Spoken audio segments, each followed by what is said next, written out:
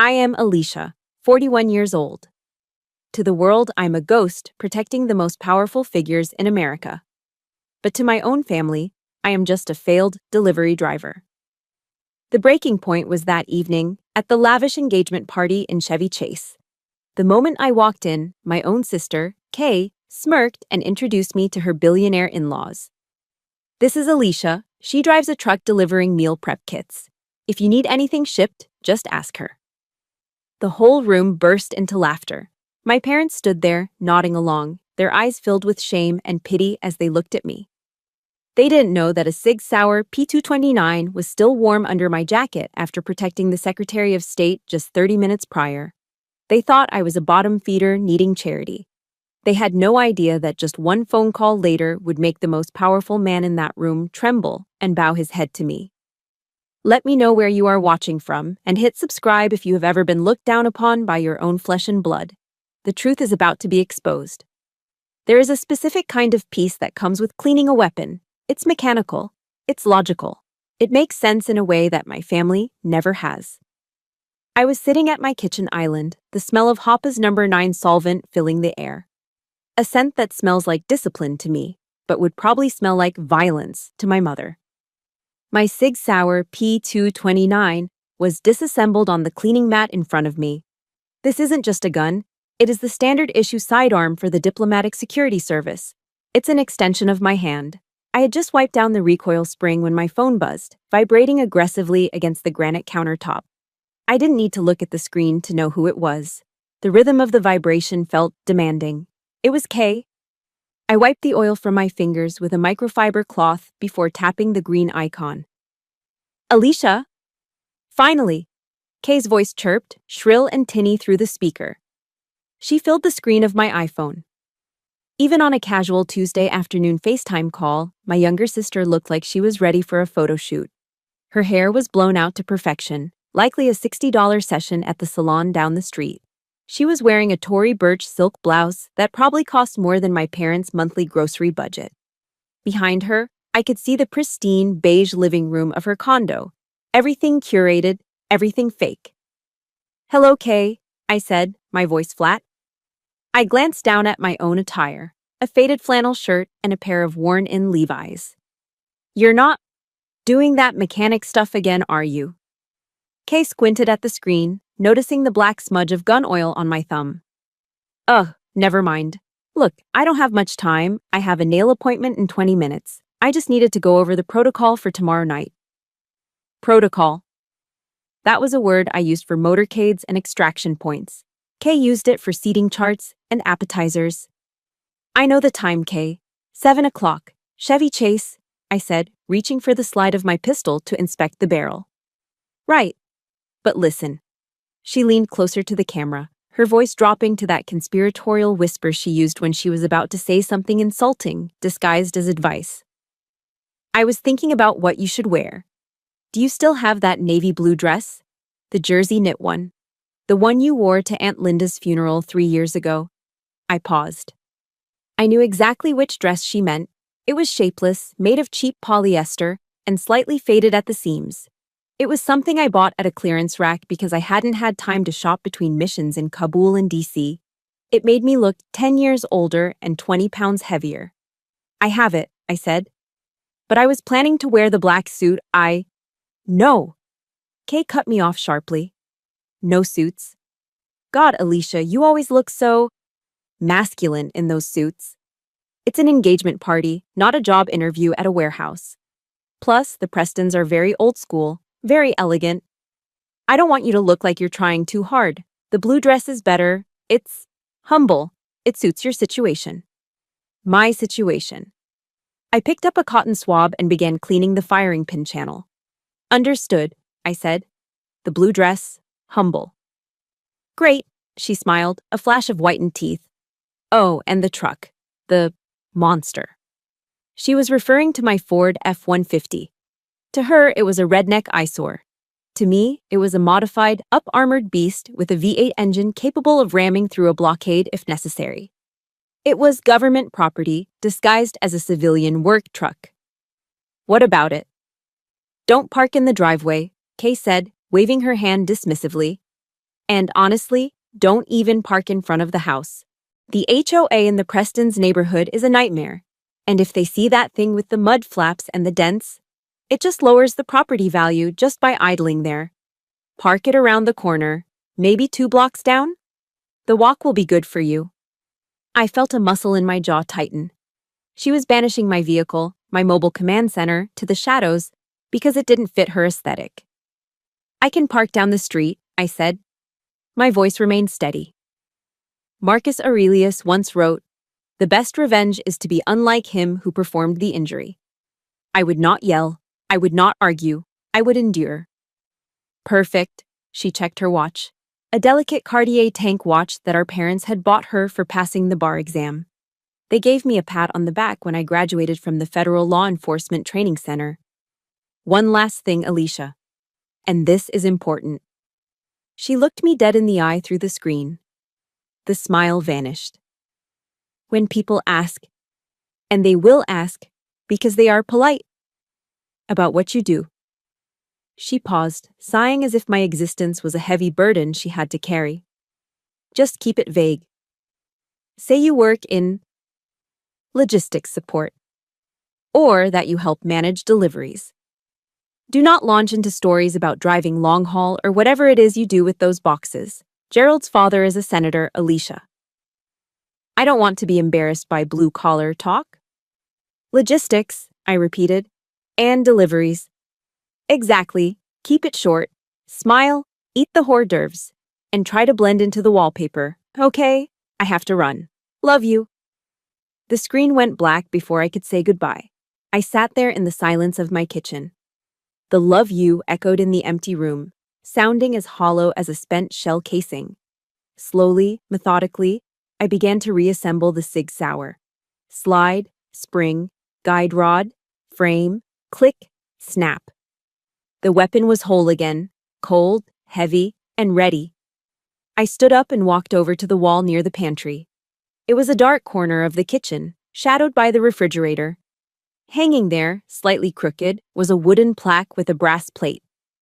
The U.S. Department of State Diplomatic Security Service Award for Valor, presented to Special Agent Alicia Cooper, for courage under fire during the Benghazi evacuation.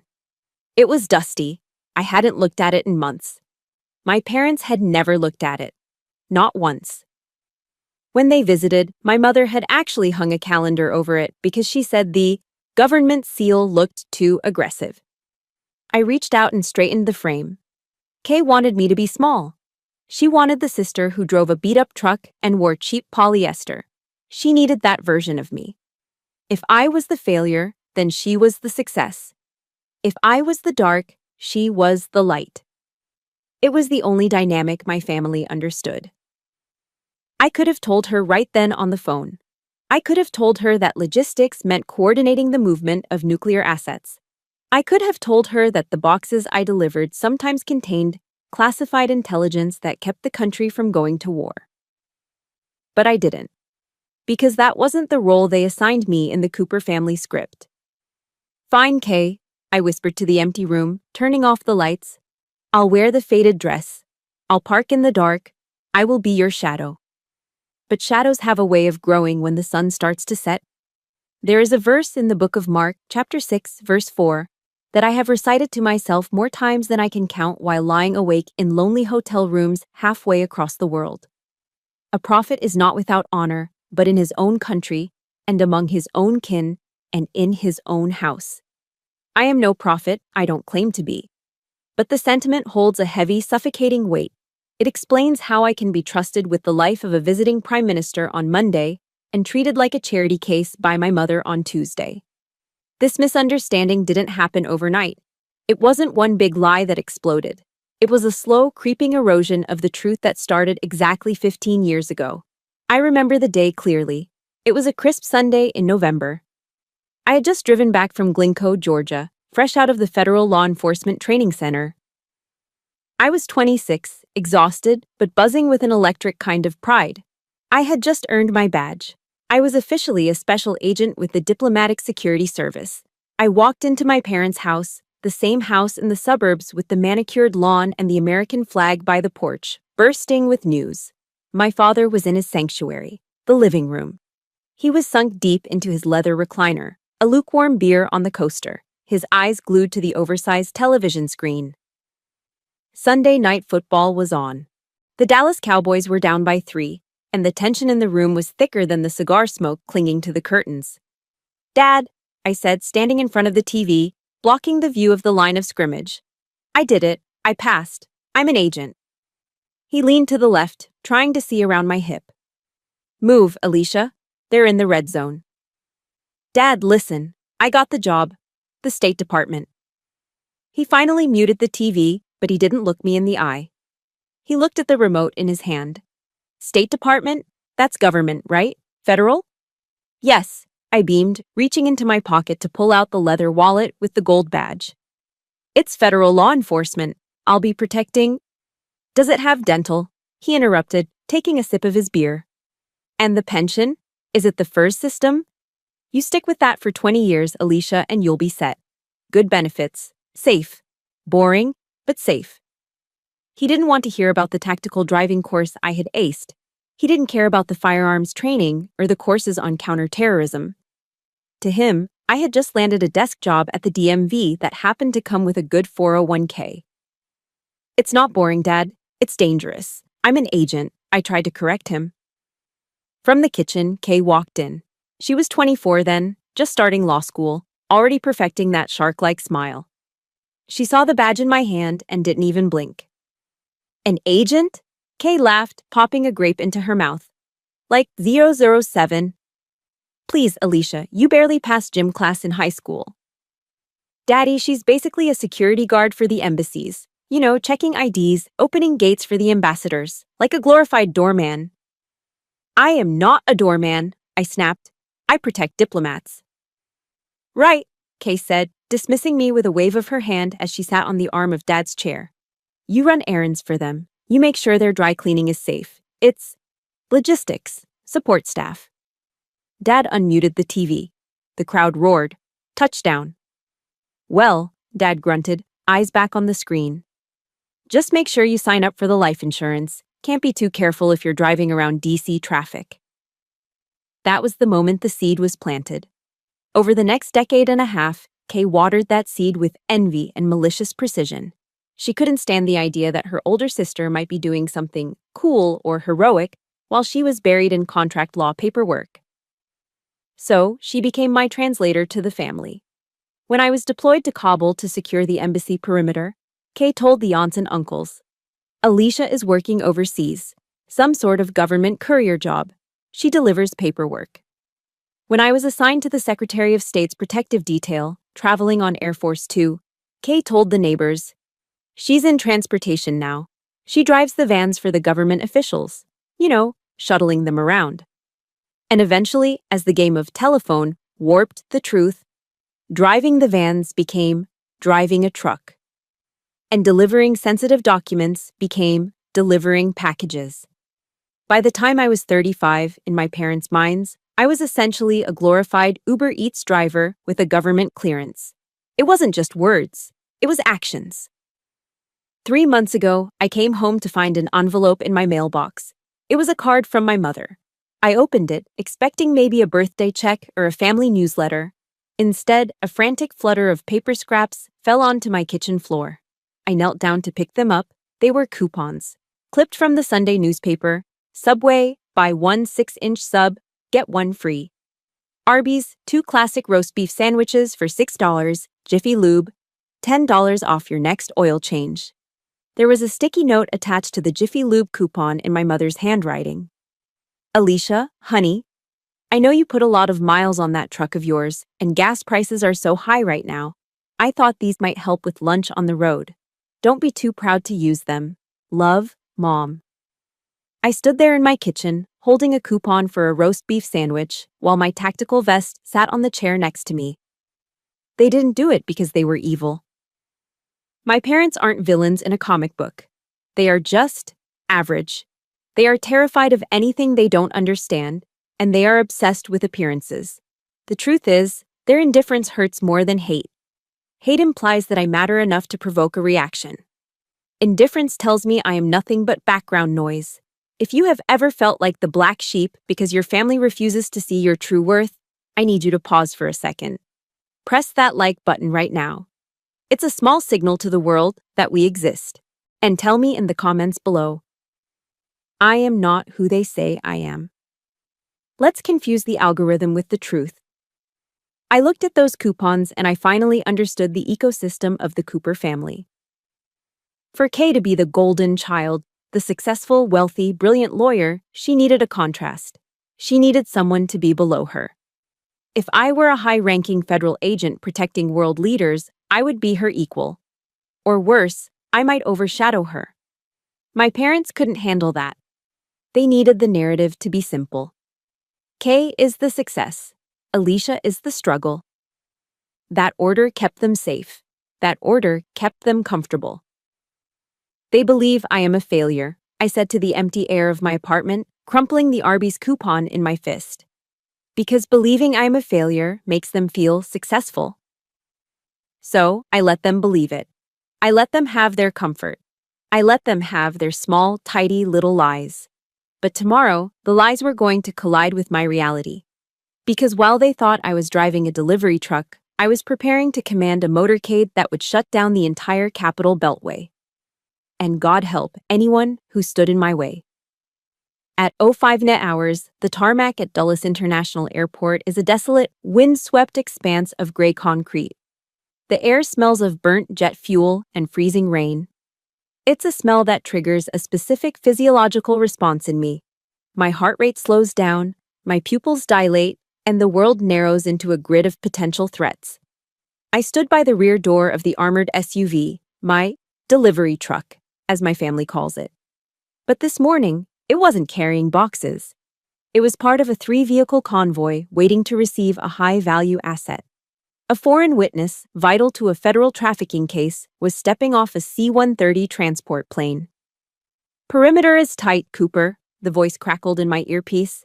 It was Martinez, one of the Marines from the embassy security detail. We have eyes on all exits. I tapped my comms. Copy that. Keep the engine running. We move the second feet hit the ground. The ramp of the aircraft lowered with a mechanical whine. A gust of wind whipped my short hair across my face, but I didn't flinch. 6 Marines in full combat gear flanked the witness. They moved with a synchronized, lethal grace that you only see in men who have trusted each other with their lives. As they approached my vehicle, the lead Marine, a sergeant major with a jaw like granite, stopped in front of me. He didn't smile. He didn't need to. He gave me a sharp, respectful nod, a recognition of rank and capability. All yours, ma'am, he said, his voice cutting through the roar of the engines. Safe travels. Thank you, Sergeant. We'll take it from here. We loaded the witness. The door slammed shut with a heavy, reassuring thud of bulletproof steel. Jerry, my RSO, regional security officer, slapped the hood of the truck twice. He walked up to my window as I shifted the heavy vehicle into gear. Jerry is a man of few words, a Vietnam vet who has seen more combat than most action movie stars. Good work, Cooper, Jerry said, his eyes scanning the horizon one last time. That was a textbook extraction. You're the iron shield of this unit. I don't know what we'd do without you. The iron shield. I felt a warmth spread through my chest that had nothing to do with the car heater. Respect, competence, purpose. In this world, on this tarmac, I was essential. I was powerful. I guided the convoy out of the secure zone, watching the sunrise bleed orange over the Virginia skyline. My job was done. The adrenaline began to recede, leaving behind the dull ache in my lower back that comes from wearing a 20-pound tactical vest for 6 hours. I pulled into a lay-by to strip off the vest and secure my weapon in the lockbox. That was when my personal phone buzzed on the passenger seat. The screen lit up. Mom. I stared at it. The contrast was jarring. 1 minute I was Cooper, the Iron Shield. The next, I was Alicia, the daughter. I unlocked the phone. Alicia, honey, are you on your way back from your night shift? Since you have the big truck, can you stop by Costco? We need drinks for Kay's party tonight. 5 cases of La Croix, pamplemousse flavor, and maybe 5 cases of Diet Coke. The 36-pack ones. It saves us the delivery fee and your truck has plenty of room. Thanks. I read the message twice. My truck. This vehicle has run-flat tires, reinforced plating capable of stopping a 7.62mm round, and an encrypted satellite communication system. And my mother saw it as a grocery cart. She didn't ask if I was tired. She didn't ask if I was safe. She just saw a big truck and free labor. I looked at the dashboard. I could say no. I could tell her I had a debriefing. I could tell her the truth, that this is a government vehicle and I shouldn't be hauling soda for a suburban engagement party. But I didn't. Because the conditioning runs deep. Because fighting them takes more energy than just doing the damn task. Copy that, I whispered to no one, putting the truck in drive. 40 minutes later, I was in the purgatory known as the Costco parking lot. I maneuvered the massive black SUV into a spot between a minivan covered in stick figure family decals and a sedan with a student driver bumper sticker. I stepped out, still wearing my tactical pants and heavy boots, though I had swapped my tactical shirt for the flannel one. People stared. I looked like I was ready to invade the rotisserie chicken aisle. Walking through the warehouse was a surreal experience. An hour ago, I was scanning for snipers. Now, I was scanning for the best price on sparkling water. I wrestled 5 cases of LaCroix and 5 cases of Diet Coke onto a flatbed cart. They were heavy, awkward. The physical exertion was nothing compared to training, but the mental weight was crushing. I paid with my own card. Mom always forgot to transfer the money until weeks later, and hauled the load back to the truck. By the time I pulled up to Kay's condo complex, the sun was high and bright. It was a nice place, gated, manicured hedges. The kind of place where people called the police if a car was parked on the street for too long. I backed into the driveway and texted Kay. I'm here. The front door opened. Kay stood there, wrapped in a silk robe, holding her hands up in the air like a surgeon scrubbing in for an operation. Oh, thank God, she called out, not stepping a foot outside. I just put on my second coat of polish. Ballet slippers pink. I literally can't touch anything for 20 minutes. I got out of the truck. The heat radiating off the asphalt hit me. Where do you want these? I asked, grabbing the first 2 cases of soda. My biceps strained against the flannel. Just bring them into the living room, she directed, waving a wet fingernail toward the open door. Stack them in the corner by the bar cart, but be careful. I walked past her, carrying 50 pounds of carbonated water. I smelled the chemical tang of acetone and expensive perfume. It replaced the smell of jet fuel in my nose. Careful, Kay shrieked as I stepped onto the entryway. I just had the hardwood floors refinished last week. Do not drag those boxes, Alicia. Lift them. If you scratch the oak, Gerald will have a heart attack. I stopped in the middle of her living room. My boots that had kicked down doors in training simulations, squeaked slightly on the pristine, polished wood. Sweat trickled down my spine. I've got it, Kay, I grunted, lowering the boxes slowly. Make sure they're straight, she added, leaning against the doorframe, blowing on her nails. And try not to track any dirt in. Your boots look dusty. Did you come from a construction site or something? I looked up at her. The airport, I said quietly. Ugh, the airport, she wrinkled her nose. So germy. You should probably wash your hands before you touch any of the food prep stuff later. I set the last case of Diet Coke down. Clunk. I'm the Iron Shield, I thought to myself, the words sounding bitter and distant now. Here, in this house, I wasn't a shield. I wasn't an agent. I was a mule. A mule with dirty boots who needed to be careful not to scratch the precious floor of the Golden Child. I stood up, wiping my hands on my jeans. Is that all? I asked. For now, Kay smiled, checking her reflection in the hallway mirror. Thanks, Alicia. You're a lifesaver. Honestly, paying for delivery is just such a scam when you have a truck, right? Right, I said. A scam. I walked out the door, back to my armored beast, feeling smaller than I ever did on the tarmac. The walk from where I parked my truck took exactly 12 minutes. Kay had been right about one thing. The neighborhood was pristine. It was Chevy Chase, Maryland, a place where wealth whispers rather than shouts. The streets were lined with ancient oak trees that formed a canopy over the road, blocking out the stars. The houses were set far back from the street, hidden behind wrought iron gates and manicured boxwood hedges. I walked along the sidewalk, the heels of my old shoes clicking unevenly on the pavement. The navy blue polyester dress Kay had insisted I wear felt heavy and suffocating against my skin. It didn't breathe. It clung to me in all the wrong places, making me feel less like a woman and more like an improperly wrapped package. As I rounded the corner onto the Whitley estate, the silence of the neighborhood was replaced by the low hum of a social event in full swing. The driveway was a parking lot of European engineering. I counted 3 black Range Rovers, 2 Mercedes S-Class sedans, and a Tesla Model X with the Falcon doors open. A team of valet attendants in red vests was moving with the efficiency of a pit crew, whisking cars away so the guests wouldn't have to walk more than 10 feet. I, of course, had walked 6 blocks. I approached the main entrance. The house was a massive brick colonial revival, illuminated by tasteful landscape lighting that made the red bricks glow like embers. A man in a black suit stood at the base of the front steps. He held a clipboard and wore an earpiece. He looked like private security, probably ex-police, judging by the way he stood with his hands clasped in front of his belt buckle. As I stepped onto the slate walkway, he moved. 1 step to the left, just enough to block my path. "Excuse me, miss," he said. His voice was polite, but his eyes were hard. He scanned me, the frizzy hair from the humidity, the cheap dress, the scuffed shoes. He didn't see a guest. He saw a problem. "The service entrance is around the side," he said, pointing a thumb toward a dark path lined with garbage cans. "Catering staff needs to check in with the house manager at the kitchen door." I stopped.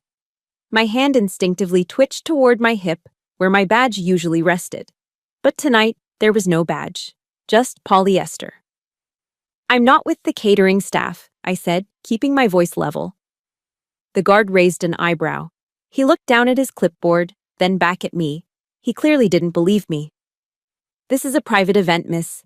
The guest list is strictly enforced." "I know," I said.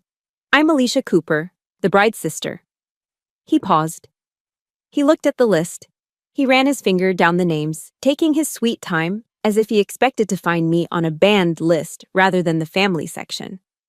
"Cooper," he muttered. He found it. He looked disappointed. "Right. Go on in." He stepped aside, but he didn't apologize. He just watched me walk up the steps, his gaze lingering on the back of my dress. I could feel the judgment burning a hole between my shoulder blades. Inside, the air changed. It was cooler, conditioned to a perfect 68 degrees, and smelled of money. It's a specific scent, a mix of expensive beeswax polish, fresh hydrangeas, and Joe Malone diffusers. A live jazz band was playing in the corner of the grand foyer. The saxophone player was smooth, filling the space with low, sultry notes. Waiters in white tuxedo jackets weaved through the crowd carrying silver trays of raw oysters and crystal flutes of champagne. I stood in the entryway for a moment, letting my eyes adjust. It was a tactical habit. Scan the room, identify exits, identify threats. The threat level here was 0 physically, but psychologically, it was catastrophic. Everyone looked like they had been airbrushed. The women wore silk and cashmere, their jewelry understated but clearly insured for millions. The men wore bespoke suits that fit them like second skins. And then there was me, a blue smudge in a room of gold and cream. "Alicia." The voice cut through the jazz. It was Kay. She was standing near the fireplace, holding a glass of white wine. She looked stunning, I had to admit. Her dress was a shimmering silver sheath that caught the light with every movement. She waved me over, her smile tight and frantic. I took a breath and walked into the fray. Into the lion's den. "You made it," Kay hissed as I got close, leaning in to air-kiss my cheek so she wouldn't smudge her lipstick. "And you wore the dress. Good. You blend in." I didn't blend in. I stood out like a sore thumb, and she knew it. "Come on," she said, gripping my elbow with surprising force. "Gerald and Patricia are asking about you. Don't be weird." She steered me toward a couple standing by the floor-to-ceiling windows.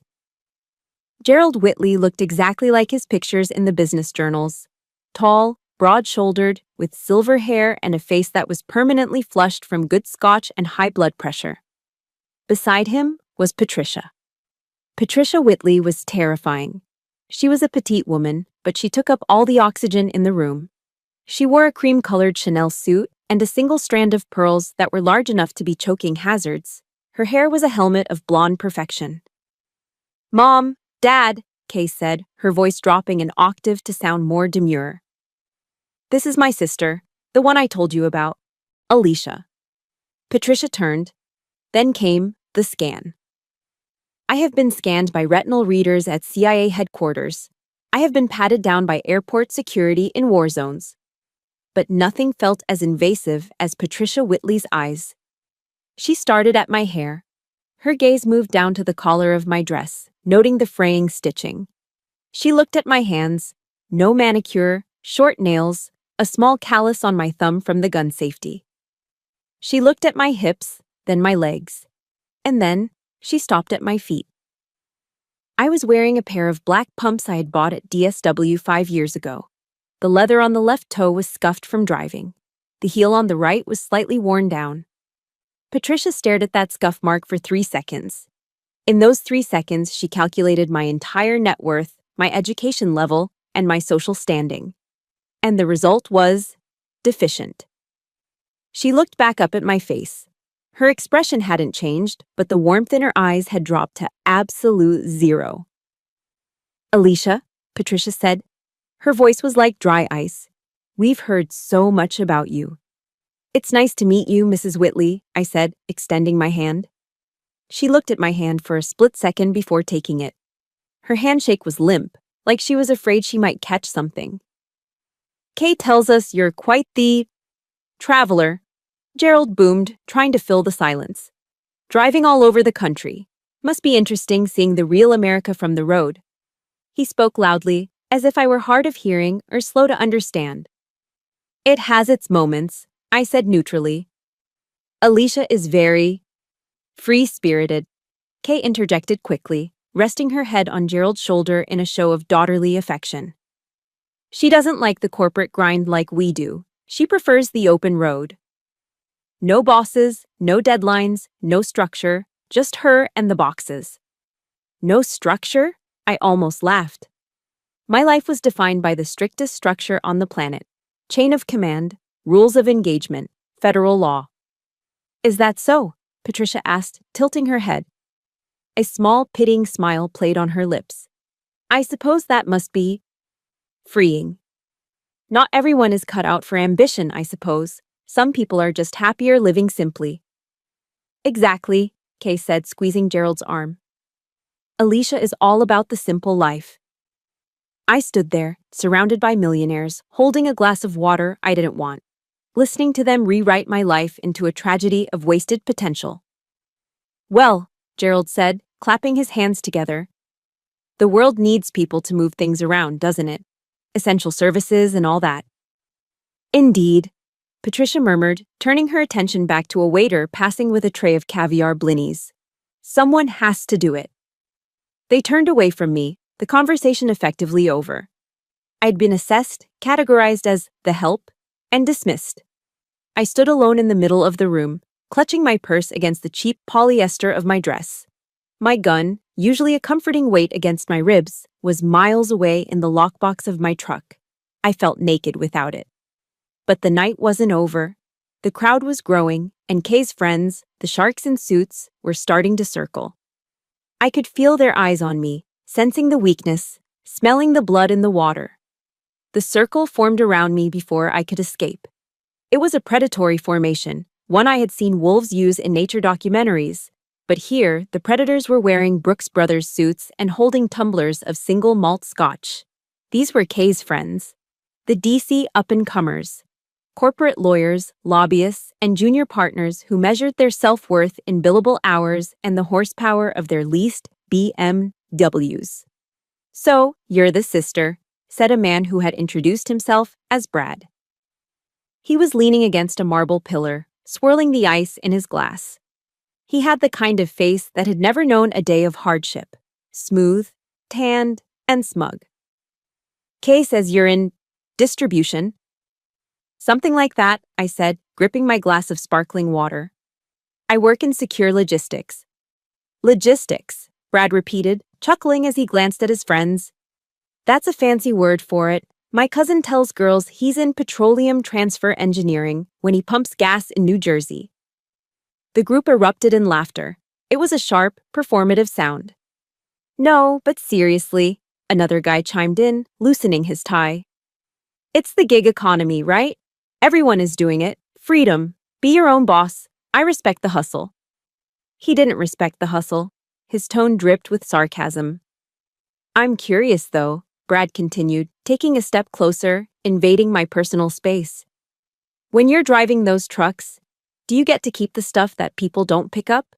Like, if someone orders a meal kit and isn't home, do you just take it? Must save a fortune on groceries. Yeah, a woman in a red dress giggled. Do you eat the leftovers? Is that a perk of the job? My hand tightened around my glass. The crystal etched into my palm. I thought about the cargo I had transported that morning. A witness who had seen a cartel execution. If I had kept him, it would be kidnapping. The cargo I transport is strictly monitored, I said, my voice low. And it's not food. Sure, Brad winked. Whatever you say. Hey, does Uber Eats have a dental plan yet? Or is that still just a dream? More laughter. I felt the heat rising up my neck. Not from shame, but from a dark, simmering rage. I could dismantle Brad in 3 seconds. A strike to the solar plexus, a sweep of the leg. He would be on the floor gasping for air before his expensive scotch hit the rug. But I couldn't. I was in the blue polyester dress. I was Alicia the failure. Actually, a voice boomed from behind me. It was my father. For a split second, a foolish, childish part of me thought he was coming to save me, to tell these entitled brats to back off, to say, my daughter serves her country. I turned to look at him. He was holding a glass of red wine, his face flushed with the excitement of being near the elites. She's just stubborn, my father said, shaking his head with a theatrical sigh. He looked at Brad, desperate for approval, desperate to be part of the joke. We tried, didn't we, honey? He gestured to my mother, who was hovering nearby. We told her to go back to school, community college, get a nursing degree, something stable. But no, Alicia likes to drive. She likes looking at the scenery. My stomach dropped. He wasn't saving me. He was selling me out. He was using my humiliation as currency to buy his way into their conversation. Community college is a great option, the woman in red said, her voice dripping with false sympathy. It's very accessible.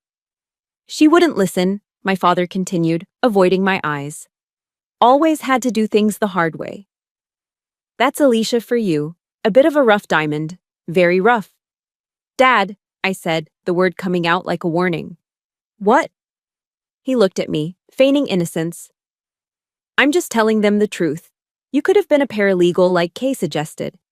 Air conditioning, a desk, but you prefer the open road. He made it sound like I was a hobo jumping on freight trains. My work requires a level of focus and judgment that most people wouldn't understand, I said, looking directly at Brad.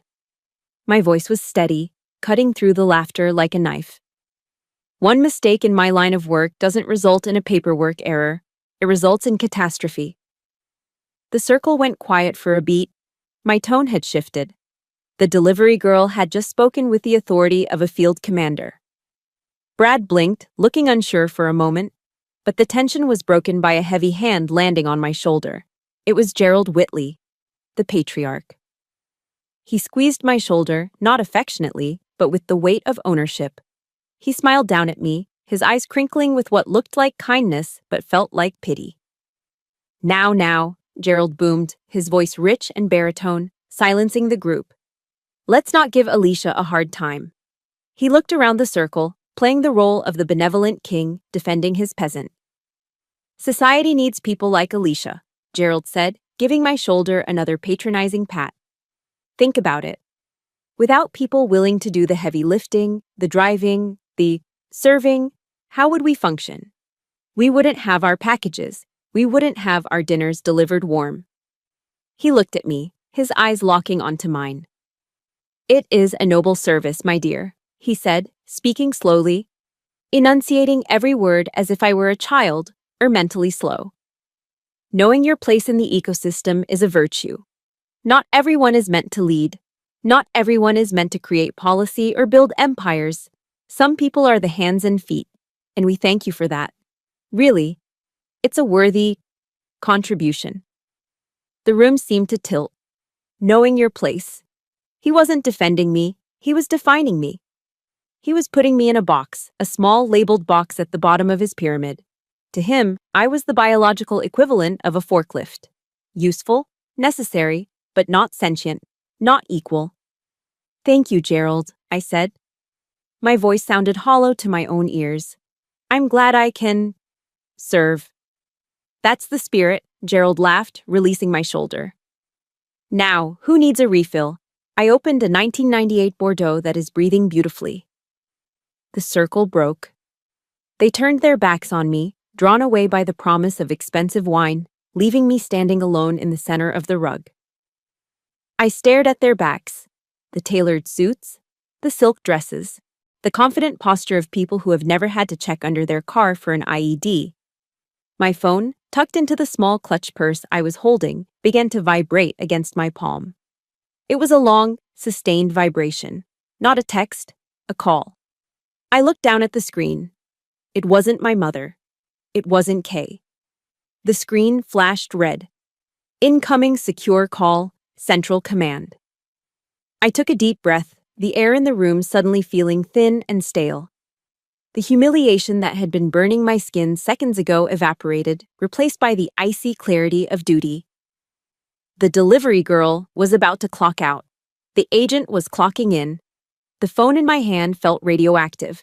The screen pulsed red, a silent siren in the middle of the polite, murmuring crowd. Incoming secure call, Central Command. I didn't answer it immediately.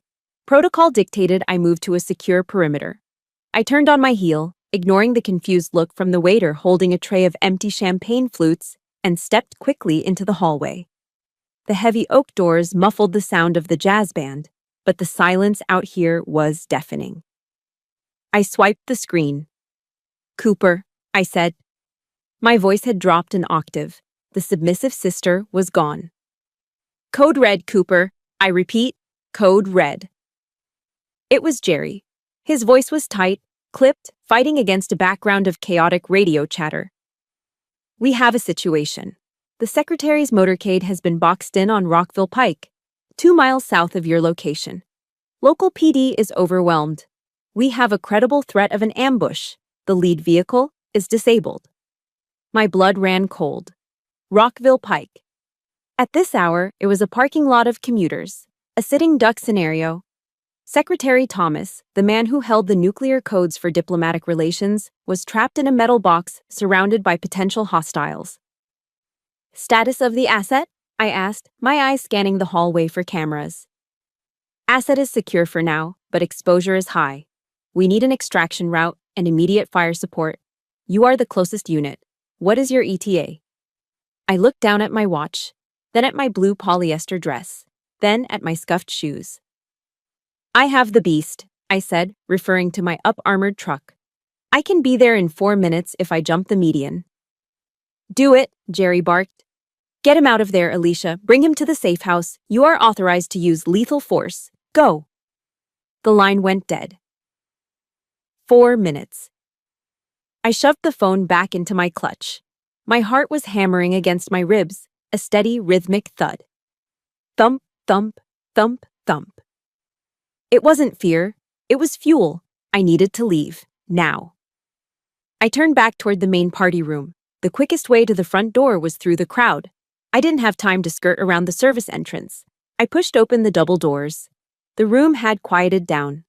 Gerald Whitley was standing by the fireplace, tapping a spoon against his crystal glass. Clink, clink, clink. He was preparing to make a toast. The guests were freezing in place, turning their attention to the patriarch. I moved. I didn't walk. I cut through the room with a stride that was too long, too purposeful for a party guest. I wasn't weaving through people. I was calculating trajectories. "Excuse me," I muttered, brushing past Kay's friend, Brad, nearly knocking the scotch out of his hand. He glared at me, but I was already gone. I made it to the edge of the foyer, 10 feet from the heavy front door, 10 feet from freedom, 10 feet from the mission. And then, she stepped in front of me. My mother. She materialized from the crowd like a blockade. In her right hand, she held a large silver cake knife. It was ornate, with a pearl handle, glinting under the crystal chandelier. Behind her, a waiter was wheeling out a 5-tier cake covered in white fondant and sugar flowers. "Alicia?" she whispered, her voice hissed through clenched teeth. She blocked my path physically. "Where do you think you are going? Gerald is about to speak." "I have to leave, Mom," I said. I didn't stop moving until I was inches from her face. "Right now, emergency." She didn't step aside. Instead, she raised the knife slightly, not as a weapon, but as a pointer, gesturing indignantly at the room. "Emergency?" she scoffed. Her eyes darted around to see if anyone was watching us. "What kind of emergency, Alicia? Did someone order a salad and forget the dressing? Did a box fall off the truck?" "Mom, move," I said. My tone was icy. It was the voice I used to order civilians to get down during a raid. But she wasn't a civilian. She was my mother, and she was immune to my authority. "You are not ruining this," she said, her voice rising. "Kay has worked for months on this night. We are about to cut the cake. It's tradition. You cannot leave before the cake is cut. It's social suicide." "I don't care about the cake," I said, my patience snapping like a dry twig. "I have to go." She stared at me, her face twisting into a mask of incredulity. She looked at my cheap dress, my desperate expression, and then she laughed. A short, cruel sound. "You can't wait 10 minutes?" she asked loudly. Heads began to turn. Gerald stopped tapping his glass. The room fell into an awkward silence. Is the customer that important? Are they starving? Is the world going to end if someone doesn't get their meal kit on time? I looked at her. I looked at the silver knife in her hand. It was a tool for celebration, for sweetness, and she was using it to cut me open. I thought about telling her. I thought about screaming, "I am going to save the Secretary of State from an assassination attempt." But I looked at their faces. Gerald's annoyed frown, Kay's mortified glare, the guests' amused smirks. They wouldn't believe me. They didn't want to believe me. They wanted the delivery driver. They wanted the failure. So I gave them what they wanted. I looked my mother dead in the eye. My face went blank. The mask of the ghost slid into place. "Yes, Mom," I said, my voice carrying across the silent room. "The customer is very hungry, and they get very angry when I'm late." My mother's jaw dropped slightly. She looked validated, yet disgusted. "Go then," she sneered, stepping aside and waving the knife toward the door as if banishing a stray dog. "Go do your job. Don't expect us to save you a piece." I didn't look back. I walked past her. I walked past the cake. I walked past Gerald, who was shaking his head in theatrical disappointment. As I pushed open the heavy front door, stepping out into the cool night air, I heard my mother's voice one last time. She wasn't whispering anymore. She was apologizing to the nearby guests, ensuring her social standing remained intact. "I'm so sorry, everyone," she said, her voice dripping with fake sorrow. "Alicia?" "Well, she's always had a problem with priorities. It's a lack of education, really. Just very unmannered. Unmannered." The door clicked shut behind me, severing the connection. The silence of the driveway hit me. The cool air filled my lungs. I didn't run to the truck. I sprinted. My heels dug into the gravel, but I didn't care. I reached the Ford F-150, my beast, and ripped the door open. I vaulted into the driver's seat. If you have ever had to walk away from people who claim to love you just to save yourself or to do what you knew was right, I need you to pause and hit that like button right now. Do it for the boundaries we have to set. And tell me in the comments, I choose my mission. Let's show the world that walking away takes more strength than staying. I slammed the door shut, sealing myself inside the armored cocoon. The smell of leather and gun oil replaced the scent of expensive perfume. I punched the ignition. The V8 engine roared to life, a deep guttural growl that shook the frame. It was the sound of power. I reached under the seat and pulled out my tactical vest. I threw it over my head, pulling the Velcro straps tight over the blue polyester dress. I didn't bother with the shoes. I kicked them off, pressing my bare foot against the gas pedal. I keyed the radio mic. "Central, this is Agent Cooper," I said, my voice steady as a rock. "I am mobile. ETA 3 minutes. Tell the secretary to keep his head down. The cavalry is coming." I shifted the truck into gear and peeled out of the Whitley estate, leaving tire marks on their perfect asphalt. The party was over. The war had begun. Rockville Pike is a nightmare on a good day. Tonight, it was a parking lot. Red brake lights stretched as far as the eye could see, a river of stalled steel winding through the heart of Bethesda. But I wasn't a commuter anymore. I was a weapon. I flipped the toggle switch on the dashboard of my Ford F-150. Hidden strobe lights behind the grille and windshield erupted in a blinding display of red and blue. I hit the siren, a low, guttural whoop-whoop that vibrated in my chest. People didn't just move, they scattered. The sight of a matte black lifted truck with government plates parting traffic like the Red Sea tends to trigger a primal instinct in suburban drivers. Inside the cab, the transformation was happening. I engaged the cruise control for 3 seconds, a dangerous maneuver at 40 miles per hour, just long enough to rip the Velcro straps of my tactical vest. I hauled the heavy Kevlar over my head. It settled onto my shoulders with a comforting weight. It covered the cheap blue polyester dress, hiding the failure underneath layers of ballistic protection. I kicked off my right pump, then the left. I drove barefoot for a quarter mile, weaving through the breakdown lane before jamming my feet into the tactical boots I kept wedged under the heater. I didn't have time to lace them fully, so I tucked the laces in, earpiece in, radio on. "Central, I am 1 minute out," I barked into the comms. "Give me a sit rep." 2 hostiles in a sedan cut off the motorcade. Jerry's voice came through, clear and tense. "Exchange of fire. Limo is disabled. Engine block hit. Suspects fled, but we anticipate a secondary attack. Local PD is on scene, but the perimeter is porous." I saw the smoke rising ahead. The intersection near the Naval Medical Center was chaos. A black limousine sat sideways across 2 lanes, steam pouring from its hood. 2 Secret Service SUVs were boxed in around it, forming a defensive wedge. Montgomery County police cruisers were everywhere, their lights flashing, but there was no order. Officers were shouting, pushing back civilians who were filming with their phones. It was a circus. I didn't slow down until the last second. I drove my truck up over the concrete median, shredding the landscaped grass, and slammed the brakes right next to the lead police cruiser. I kicked the door open. A young MCPD officer, adrenaline high, hand on his holster, stepped toward me.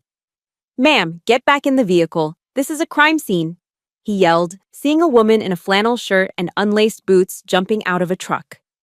I didn't stop walking. I reached to my belt, not for a weapon, but for the leather wallet clipped to my waist. I flipped it open. The gold badge of the Diplomatic Security Service caught the strobe lights. "Federal agent," I shouted, my voice cutting through the siren noise. "Stand down, officer." The cop froze. He saw the badge. He saw the vest. He saw the look in my eyes. A look that said I had authority over his entire existence right now. "I need a perimeter established at 100 yards, I ordered, pointing to the intersection. "Push those civilians back. If anyone crosses that line, you detain them. Do you understand?" "Yes. Yes, ma'am." He scrambled to obey, waving his arms at his partner. I moved past him, entering the kill box. The Secret Service agents recognized me immediately.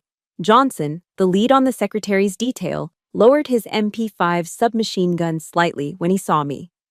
"Cooper," he yelled. "Good to see you. We're sitting ducks here." "I have the beast," I said, thumbing back toward my truck. "It's up armored. We extract him now. Get him to the safe house." I moved to the rear door of the damaged limousine. The window was spiderwebbed with impact cracks. bulletproof glass that had done its job, but barely. I tapped the glass 3 times. The signal. The door clicked and pushed open. Secretary of State Thomas sat inside. He was a man of 60, with the weight of American diplomacy on his shoulders.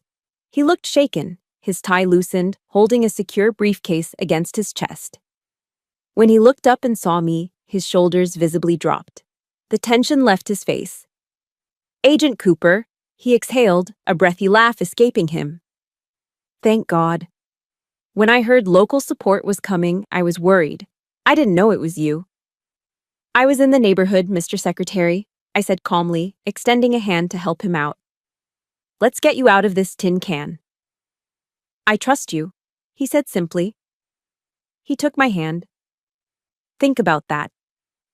The man who negotiates treaties with hostile nations, the man who advises the president, trusted me with his life. He didn't care about my dress. He didn't care about my bank account.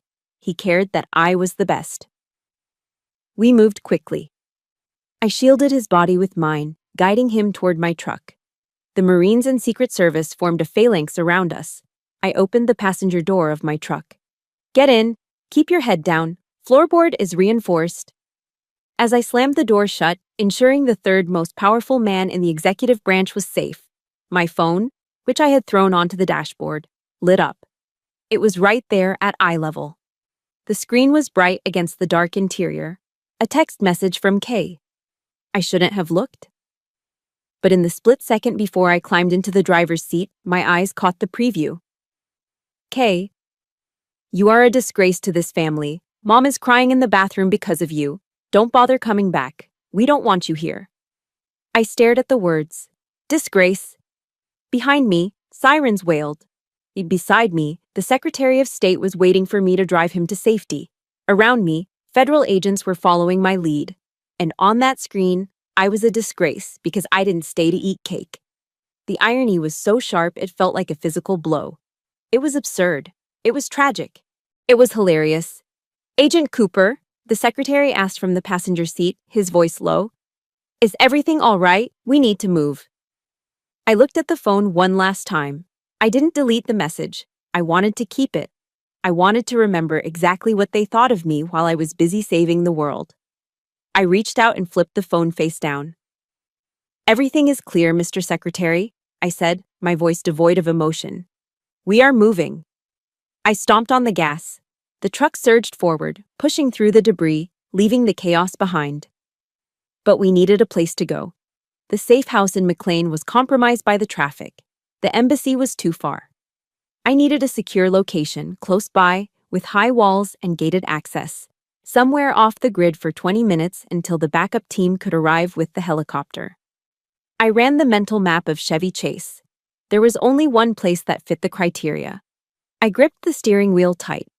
Fate, it seemed, had a very twisted sense of humor tonight. "Central," I radioed in.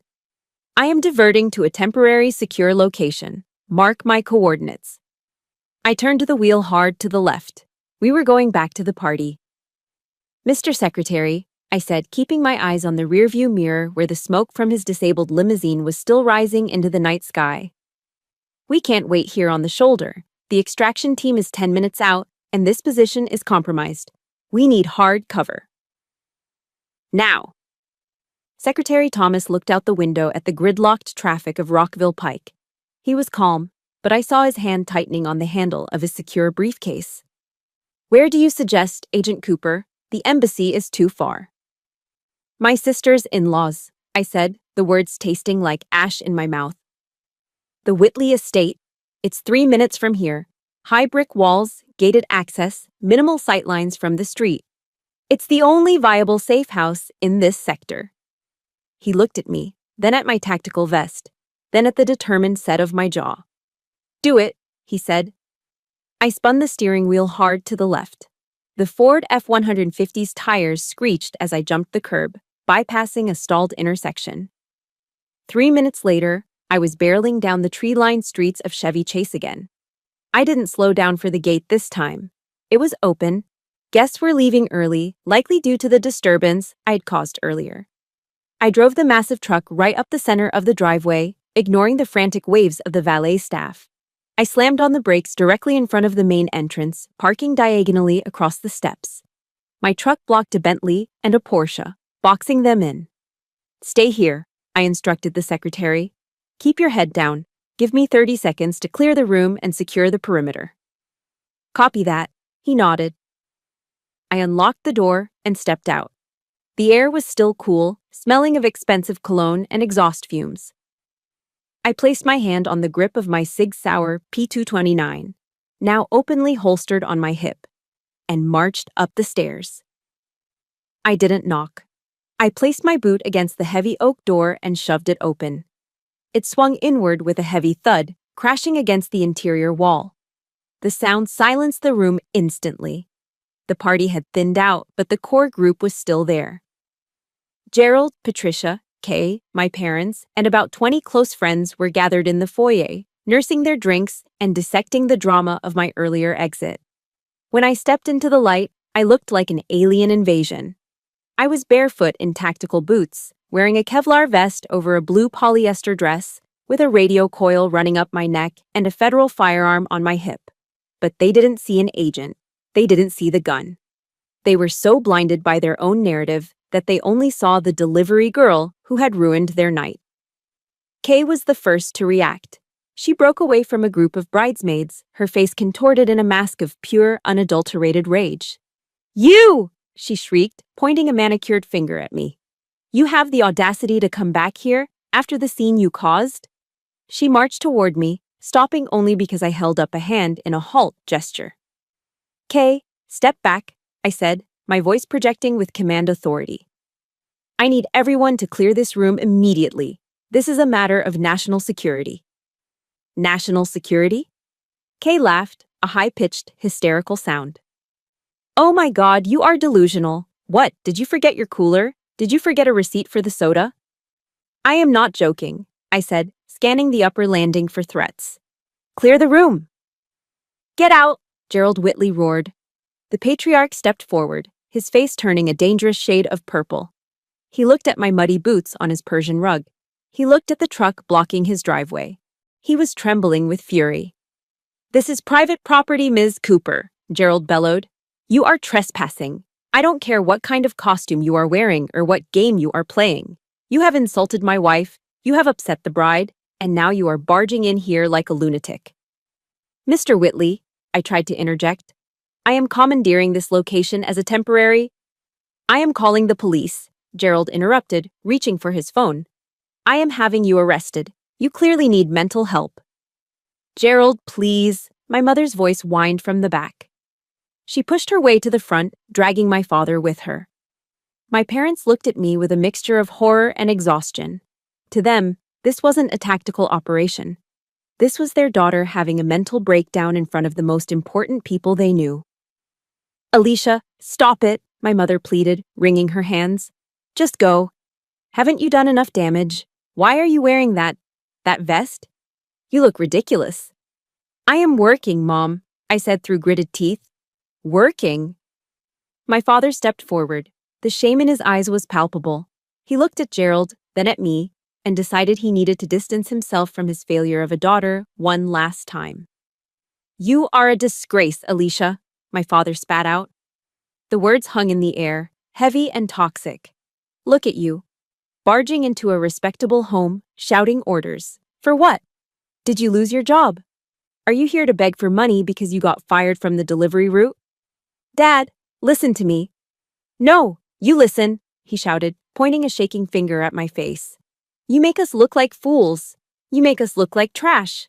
All of this drama, just because you drive a truck. Just because you deliver lunchboxes for a living and you can't handle that your sister is a success." The room was deadly silent. The insult echoed off the marble floors. Just because you deliver lunchboxes. It was the trap of contempt. They had built a cage for me out of their own insecurities, and they refused to let me out of it, even when the keys were staring them in the face. I looked at my father. I looked at Kay, sneering in her silver dress. I looked at Gerald, dialing 911 on his phone. I felt a strange sense of calm. The bridge wasn't just burned, it was incinerated. "I am not here for money, Dad," I said quietly. And I am not here for lunch boxes. I raised my hand to my earpiece. Asset is entering the structure, I said into the mic. What are you talking about? Kay snapped. Who are you talking to? You are insane. Before I could answer, the heavy front door behind me, which I had left ajar, swung open wide. Two massive Secret Service agents in dark suits stepped in, MP5 submachine guns held at the low ready. They scanned the room in a split second, their presence instantly changing the atmospheric pressure of the house. Kay gasped and took a step back. Gerald dropped his phone. And then, stepping through the phalanx of agents, came the Secretary of State. He looked tired, disheveled, and smelled of smoke. But he was unmistakably Thomas J. Preston, the man whose face was on the news every night. He walked right up to me, ignoring everyone else in the room. Agent Cooper, the secretary said, his voice loud and clear in the stunned silence. Perimeter secure? I looked at my father, whose mouth was hanging open. I looked at Kay, whose face had gone pale as a ghost. Perimeter is secure, Mr. Secretary, I said. Welcome to the safe house. Perimeter is secure, Mr. Secretary, I said. The words hung in the air for exactly 1 second. Then, the world turned inside out. The heavy oak front door didn't just open, it was breached. Two large men in dark, ill-fitting suits burst through the gap I had left.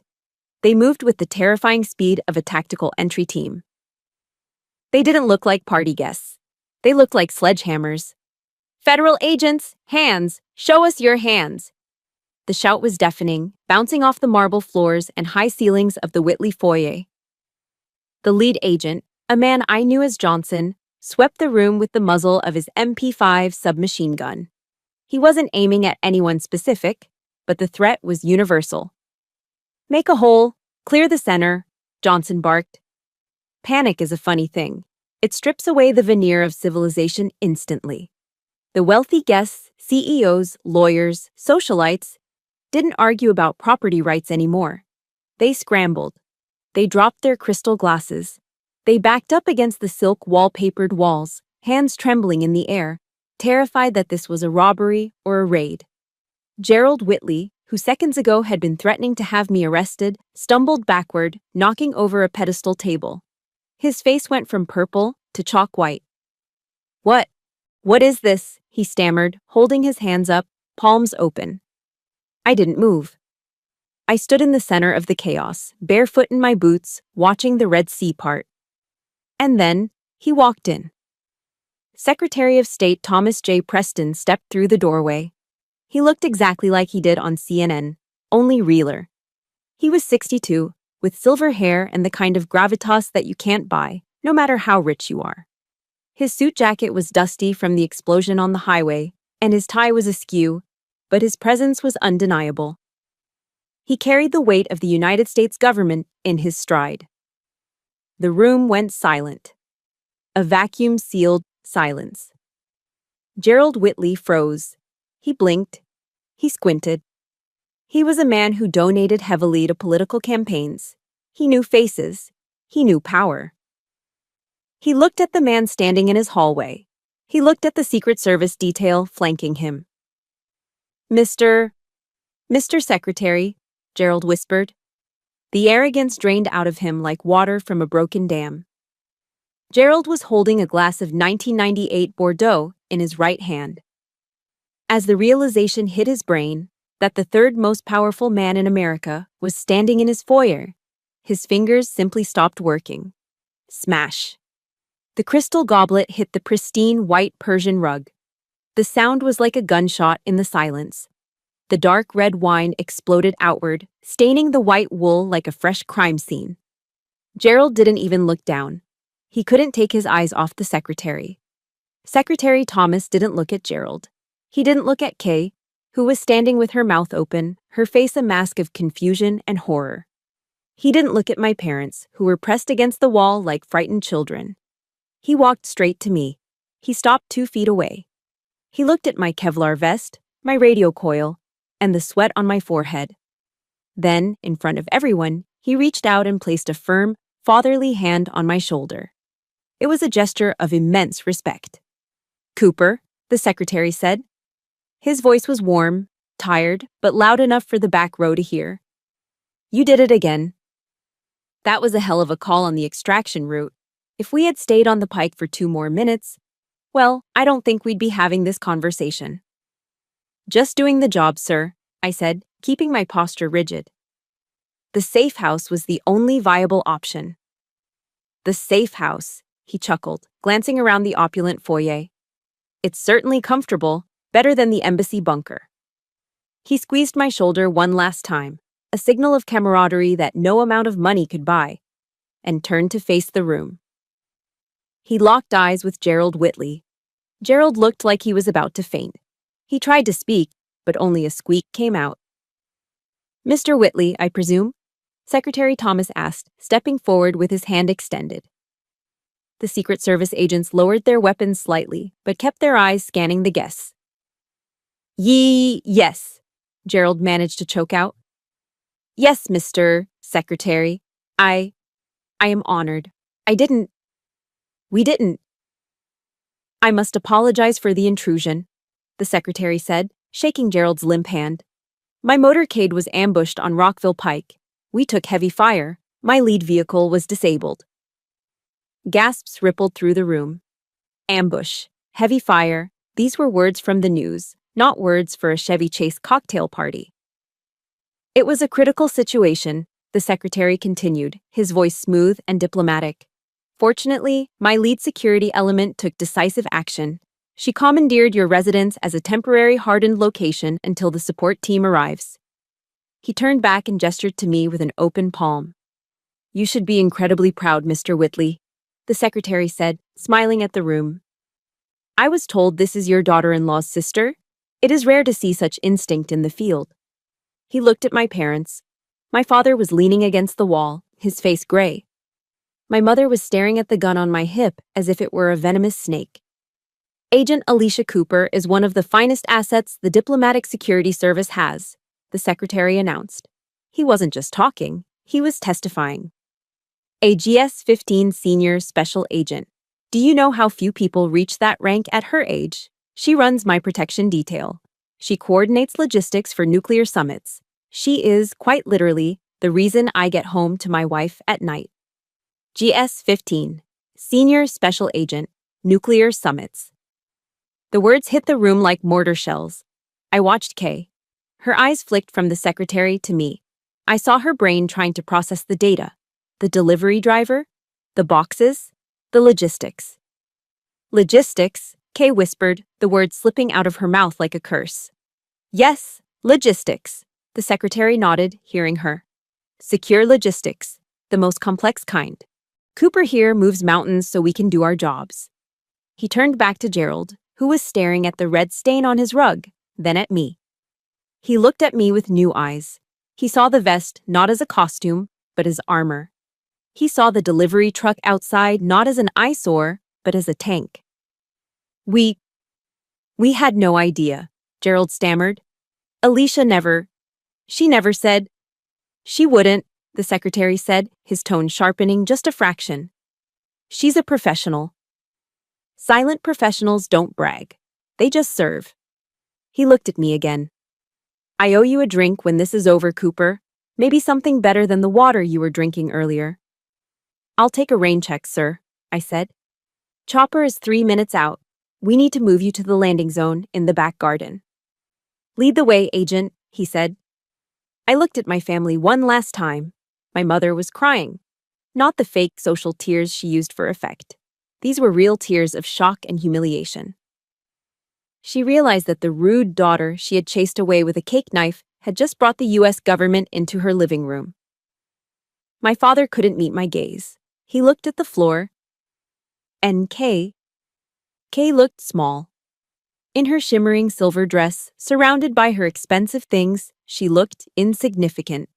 Her success as a corporate lawyer felt like a child's game compared to the reality that had just walked through her door. Alicia, Kay started, her voice trembling. I didn't answer.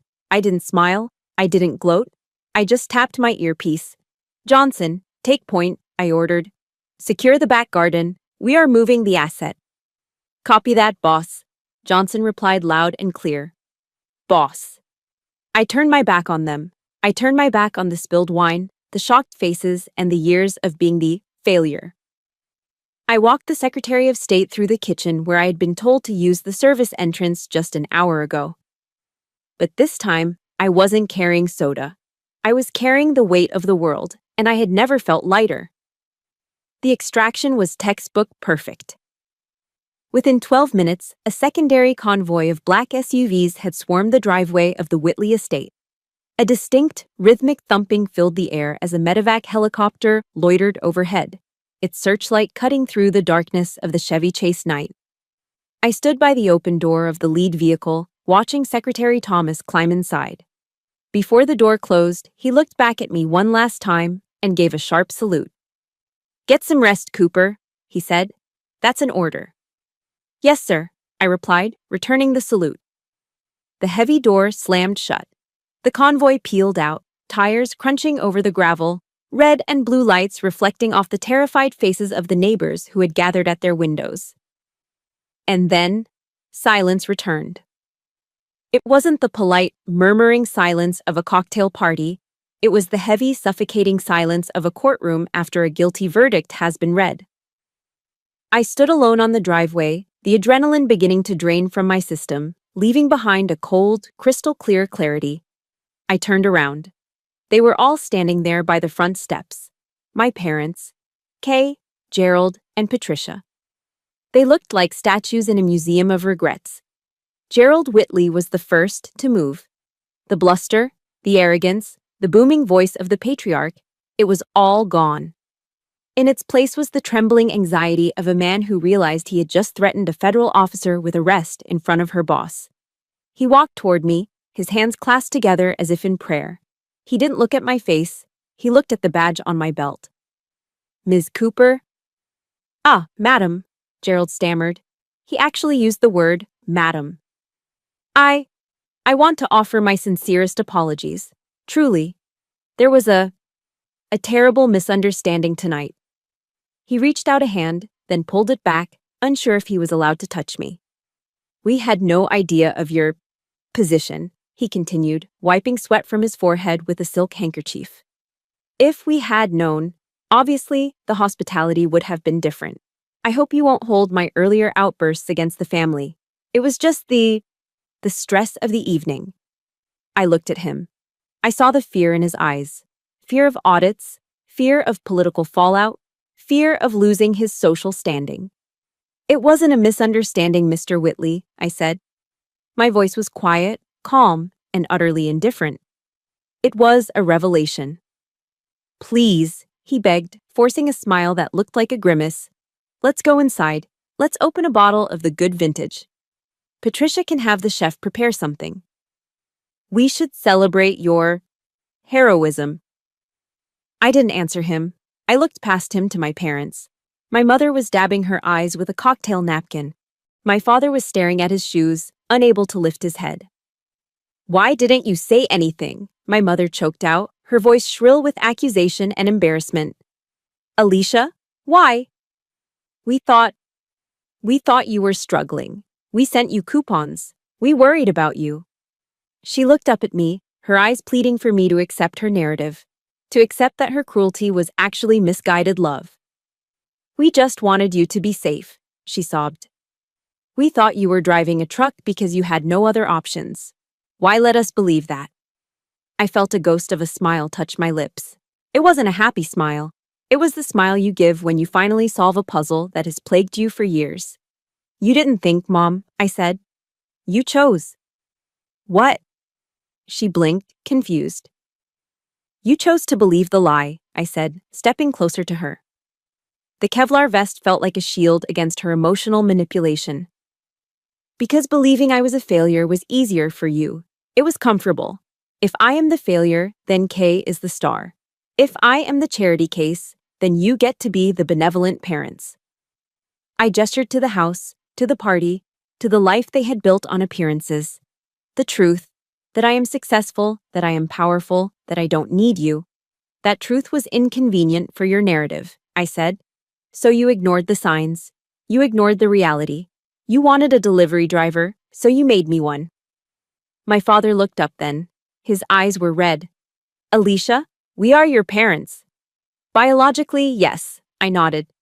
But tonight, you made it very clear that I am also a disgrace and unmannered. I believe those were your words, Dad. He flinched as if I had slapped him. Finally, I turned to Kay. She was standing slightly behind Gerald, her silver dress looking wrinkled, her makeup smudged. The golden child had lost her shine. She looked at me with a mixture of jealousy and fear. For the first time in her life, she was the small one. You ruined my engagement party, Kay whispered, petulant to the end. No, Kay, I said softly. I saved your engagement party from being a crime scene, but honestly, I don't care. I looked at the ring on her finger, a big, heavy diamond paid for by a man who was currently terrified of her sister.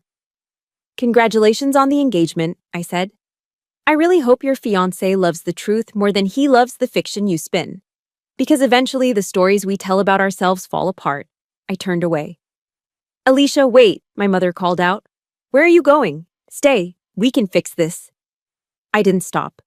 I walked to my truck. The Ford F-150 sat there, rumbling quietly, a beast among the luxury sedans. It was scarred, dusty, and utilitarian. It was exactly like me. I climbed into the driver's seat. The leather was cool.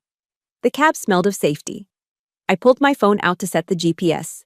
Ding! A notification slid down the screen. Bank of America. Direct deposit received. USDPT of state. Treasury amount, 15,000. Memo. Hazard pay, onesies code, red bonus. I stared at the number. $15,000 for 30 minutes of work. More than Kay made in 2 months of filing briefs. More than the value of all the coupons my mother had ever clipped in her life. I didn't feel arrogant. I didn't feel the need to run back inside and show them the screen. The validation didn't come from them anymore. It came from the work. It came from the mission. It came from me. I connected my phone to the Bluetooth speakers. I scrolled through my playlist until I found the only song that fit the moment. The opening piano chords of Frank Sinatra's My Way filled the cabin. And now, the end is near. And so I face the final curtain. I looked in the rearview mirror one last time. I saw them standing there, a huddled group of people shrinking in the distance, trapped in their golden cage of expectations and lies. I put the truck in gear. I've lived a life that's full. I traveled each and every highway. I pressed the gas. The truck surged forward, leaving the Whitley estate behind. I drove through the open gate, past the oak trees, and turned onto the main road. The highway stretched out before me, empty and dark, illuminated only by my headlights. But in the distance, on the horizon, the faintest hint of dawn was breaking. I wasn't their daughter anymore. I wasn't the sister. I wasn't the delivery girl. I rolled down the window, letting the cold wind hit my face, washing away the scent of stale perfume and old regrets. I was Agent Alicia Cooper. And I had a long drive ahead. I did it my way. If there is one truth I want you to take from my story, it is this. You cannot force people to respect you, especially when their disrespect serves their own ego. For years, I tried to shrink myself to fit into my family's small box. But I learned that a diamond doesn't stop having value just because it's hidden in the dark. The most expensive currency you can ever pay is your own peace of mind just to make others comfortable. Stop explaining yourself to people who are committed to misunderstanding you. Your worth is not defined by their validation. Sometimes the bravest thing you can do is simply walk away and succeed in silence. If my journey sparked a fire in you today, please hit that like button. It helps us find other black sheep who need to hear this message. I want to hear your story in the comments. Have you ever had to hide your true self just to keep the peace in your family? Or have you finally found the courage to drive away like I did? Type, I choose my way below to declare your freedom today. And don't forget to subscribe and turn on notifications so you never miss a story of justice and redemption. Until next time, stay strong and keep driving.